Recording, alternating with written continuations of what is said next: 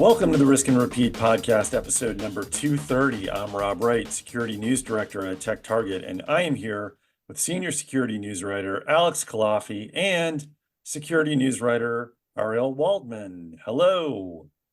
Thanks, Rob. Hi, Rob. How are you guys doing? Good to be home. Yeah, doing pretty well. Just recuperating from RSA last week. Yeah, RSA. So that's what we're here to talk about. RSA Conference 2024. It's in the books. I, as you know, was not in attendance on the ground. I attended virtually, tuned into the keynotes, watched a few sessions, talked to some folks, and I have my own perspective on some of the things, but wanted to ask you guys what your impressions of the show were, what stood out, what trends you discussed or heard discussed, what were the topics that were at the top of people's minds, and just general vibes of the show. So let's start there. I always ask this, what was your, was it a productive show? Did you feel like it was a good show, busy, interesting things talked about, or was this maybe one of those shows that was a little lackluster? I think people were aggressively trying to sell AI products. I think, I think, to be honest, that was the read last year I had, was that it was just going to get worse. And it did. I think I did a little scan of the show floor, and maybe 30 to 40% of the booths mentioned AI or intelligence in an AI way directly, which 30% sounds like it's a lot. I mean, 1 in 2, 1 in 3, we're looking at mentions AI directly, and that's kind of a conservative estimate. Yeah. And my takeaway from the show is that if folks keep hastily implementing AI, whether it's fake AI, whether it's real AI, just new technology applied fast in order to make lots of money, it really seems like we're up for a cloud round 2, where it's just a mess of configuration issues that, I mean, cloud was always going to be configuration and identity issues, but it just going so fierce so fast. It sounds like we could kind of be in for the same thing with AI again in a few years. Great. I mean, the listeners can't see my face. You guys can on screen. I just did a super cringe, as my daughter might say. Well, that's okay. That's a concern. Ariel, what's your? No, sorry, I have to ask you as Sure. the grown up in the room. What's, based on someone who is far away from things? Did you have the same approach to the way people are talking about AI? Is that it's sort of a freight train heading for a wall? I have a slightly different take on it, which I will get to, because I think that's the next topic I want to dive into AI a little bit more specifically and in detail. But you know me, I'm kind of seen as not the AI or Gen AI skeptic, although I guess I am sort of, they do call me a skeptic around here. I just, yeah, that's fine. You guys can agree. It's totally fair. No, I do think we're moving pretty fast, but I have like I said, a slightly different take on it. I don't necessarily think you're wrong. Let's put it that way. So, but before we get to AI, Ariel, what were your impressions of the show, 30,000 feet? A big thing, one concerning trend I noticed was how much Bolt Typhoon was brought up, the Chinese nation state threat actor. The Advanced Persistent Threat Group was brought up in almost every session that I attended. And what's so concerning is that everyone talked about its impact to critical infrastructure organizations. And as we know, CISA already announced that they had been lurking in victim IT environments for at least 5 years. They disrupted the botnet campaign, but sounds like the threat hasn't really gotten much better because it was talked about so much. So that doesn't bode well for me. Yeah. Nervous about that a little bit based on the Yeah. conference. Yeah. Ransomware obviously came up a lot. One surprising thing regards to new ransomware trends was I talked to a lot of people about whether they would define ransomware differently now because it involves less decryption and more data extortion threats. But most people said that they wouldn't really define it differently because people kind of understand ransomware as a name. Like enterprises are familiar with that name, and maybe changing it might Yeah. Yeah. cause a little confusion. Also, they think this is kind of just the evolution of ransomware. So even though it's named after the malware that is deployed during attacks, which maybe isn't deployed as frequently, they don't believe that defining it should really change all that much, which kind of surprised me. It's definitely evolving, and that's also concerning. That doesn't seem to be going anywhere as of now. Yeah. No, we are going to do in future coverage and on a future pod, we are going to have a big picture discussion or look or deep dive, however you want to call it, into this evolution and how we're categorizing ransomware, because I definitely have a bone to pick with that approach. But we'll table that for now. That is interesting. I know there's some groups, there's some organizations out there, some vendors that are starting to define it and separate out, data extortion attacks versus actual ransomware attacks. But yeah, not totally surprising that it is getting grouped together by a lot of companies out there, a lot of threat analysts. I don't know that they're wrong, but like I said, I disagree. So AI, I heard from my perspective, for what I was doing, I was tuning into a lot of the public sector stuff, a lot of the keynotes, heard a lot of discussions about, generative AI being transformational, and especially in the public sector talks and keynotes, whether it was Secretary of DHS, Mayorkas, whether it was Rob Joyce, former NSA head of cybersecurity, or Lisa Monaco, Deputy Attorney General.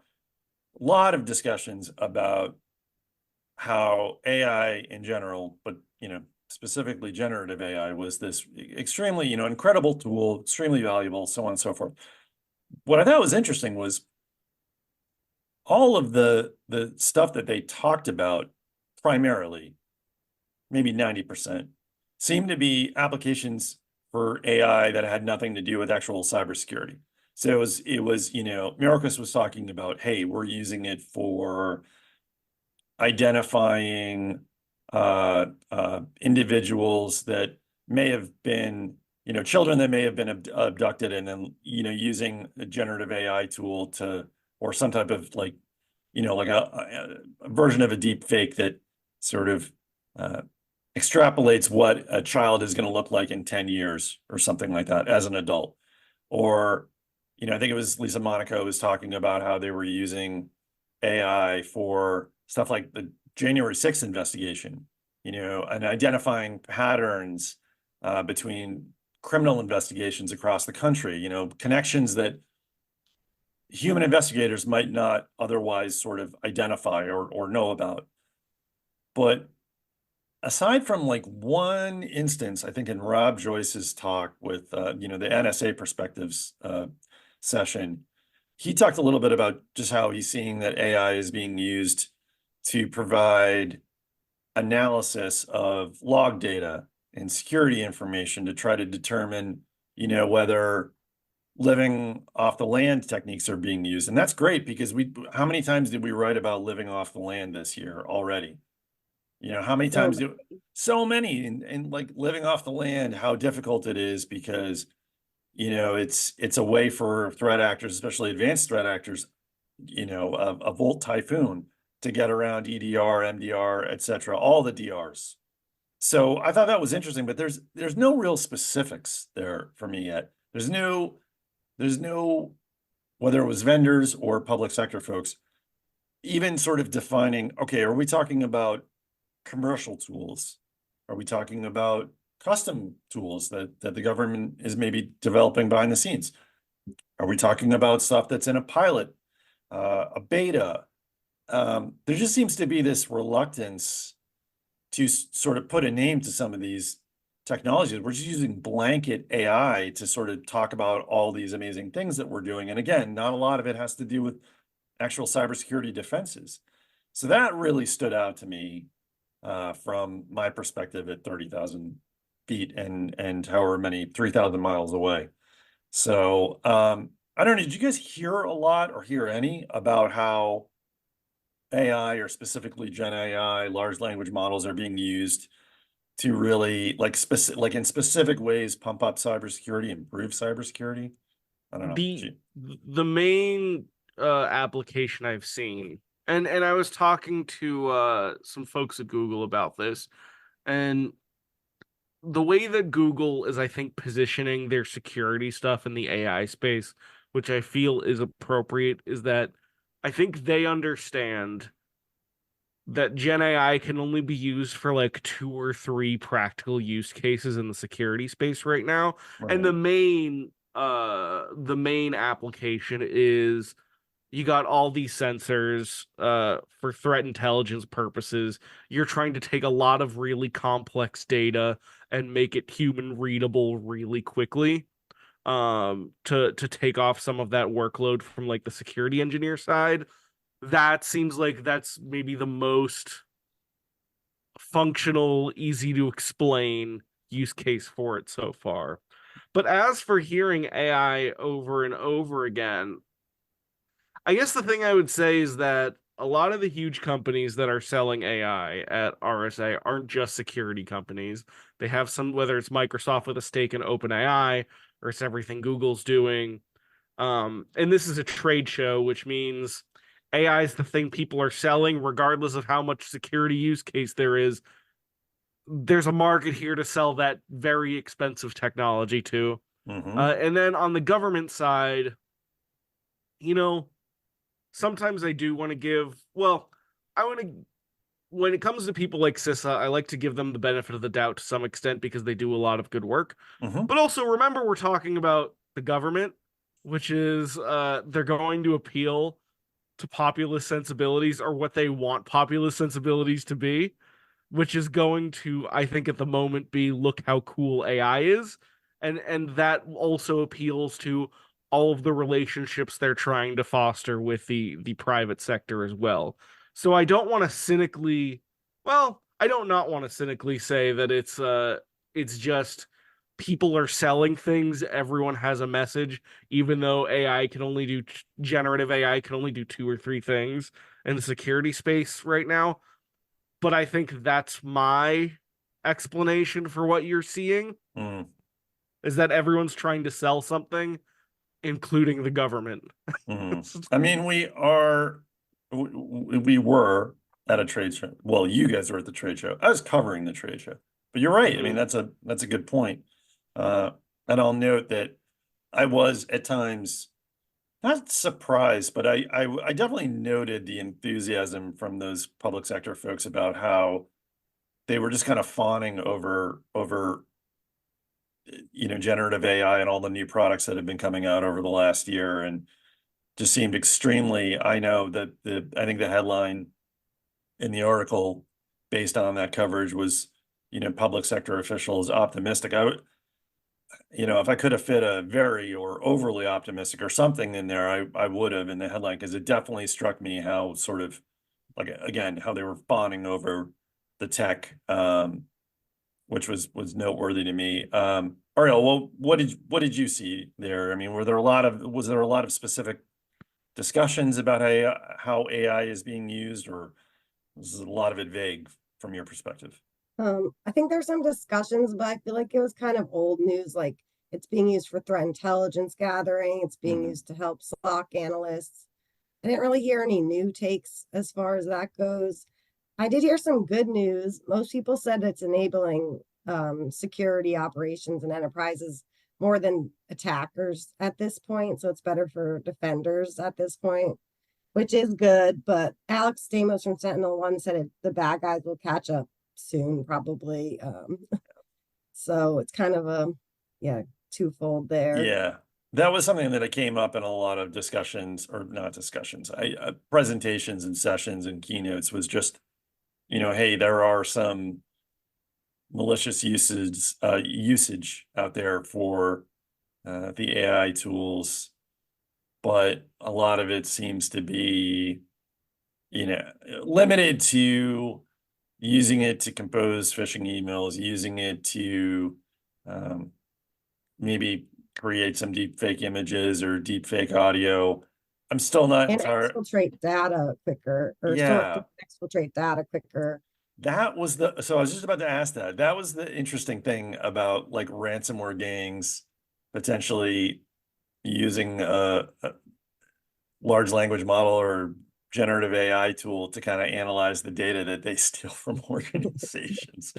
It's like, wow, these guys really are enterprising, for lack of a better word, I guess.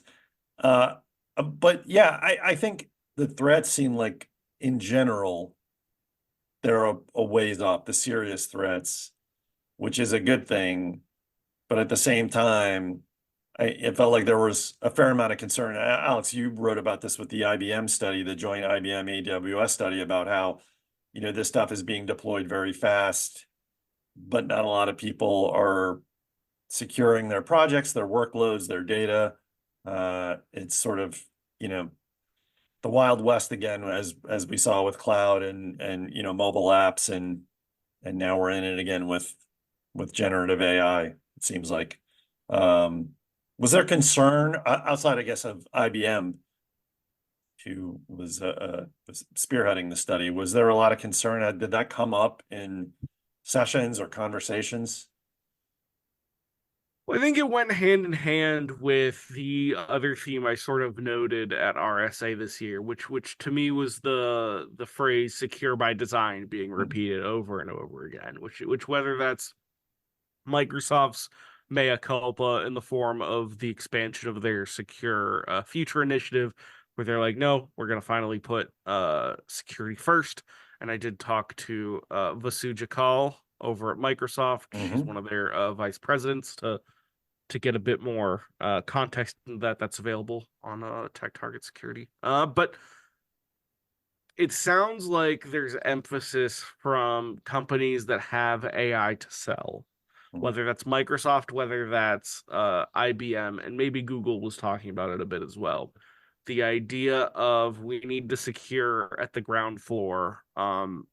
We got to use secure by design principles in mind. Security has to come first when we're building out the models and whatever. And so it sounds like a lot of the big companies at least are saying the right things in terms of, and noting that like with IBM study, and that I got Palo Alto Networks story that's going up today, I'm guessing, as this podcast is going live. Just the idea that a lot of folks are really excited about generative AI.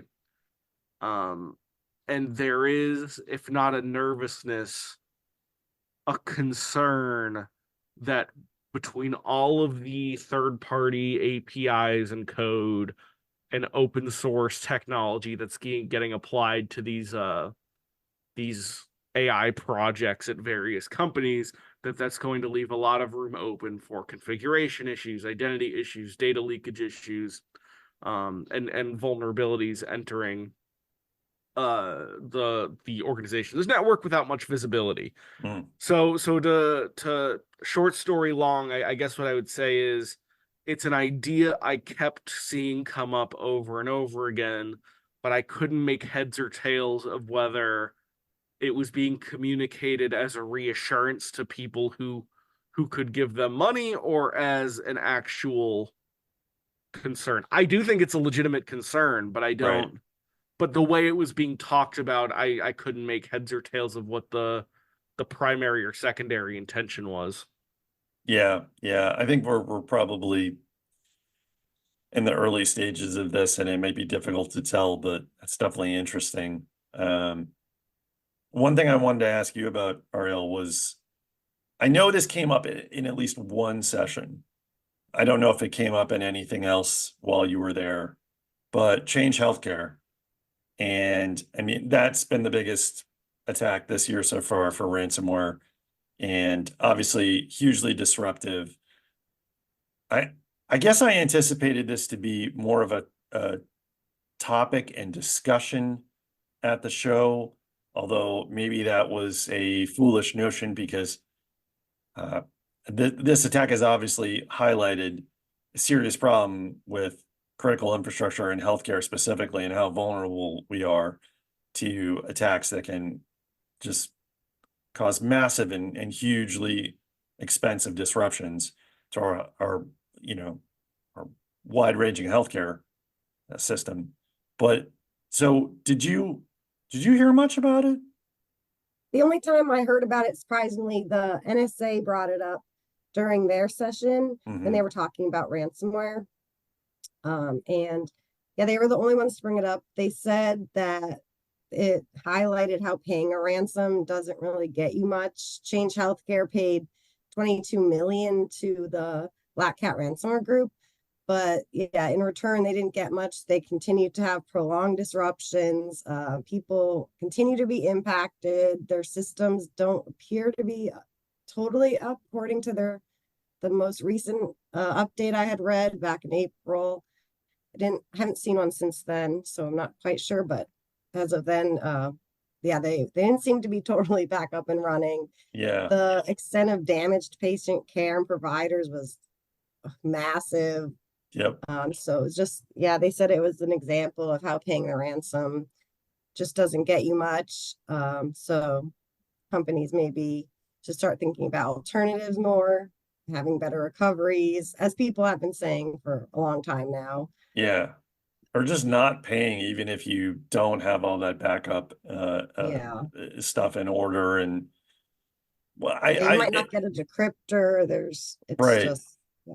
And Alice and I talked about this in a previous episode, but it really hammered home how futile the payment is, because, and we had talked about this, or I think we even covered it, but I guess the affiliate who conducted the initial attack, who got stiffed by Alpha V, Black Hat, the ransomware gang, he took the data to another ransomware gang after he got stiffed, on his percentage of whatever that $22 million payment was. So now there's two different groups or two different parties that have that data. And the United Health CEO said, well, one of the reasons we paid that was to secure our patients and keep the data out of threat actors' hands. And I think they'll be sending data breach notifications out. So. It's really bad. So you paid the 22 million and now you're back at square one. So yeah. And to your point earlier about the updates we've been getting about the progress for restoration and resuming full services, they've kind of released these updates that have said, oh, we're I'm paraphrasing, but we're 90%, we're 95%.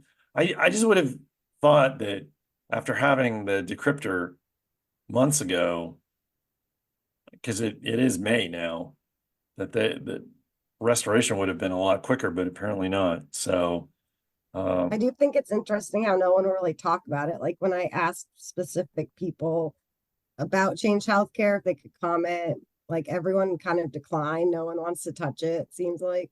Yeah, it seems like I don't want to say toxic, like they did anything. Well, they might have done something, who knows?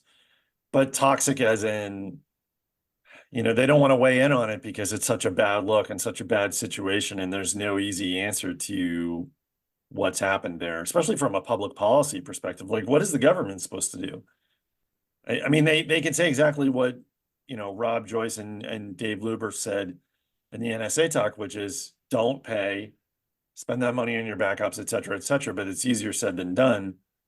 Yeah, I mean, critical infrastructure right now just has a huge target on it. And again, I'm not surprised that more people didn't talk about it and it wasn't tackled head on, because usually you got to wait a little while before a major attack like that gets thrown up on the center stage and really dissected and uh, nitpicked and all that.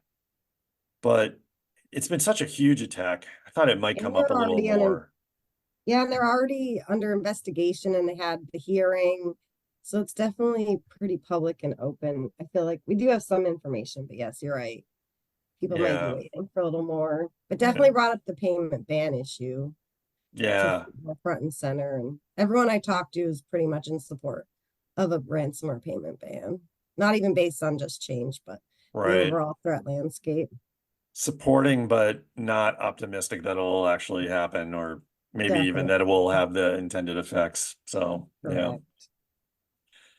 All right. So I guess to wrap up our conversation here, any other takeaways outside of AI stuff that we already discussed, and some of the major threats that we're facing, especially to critical infrastructure?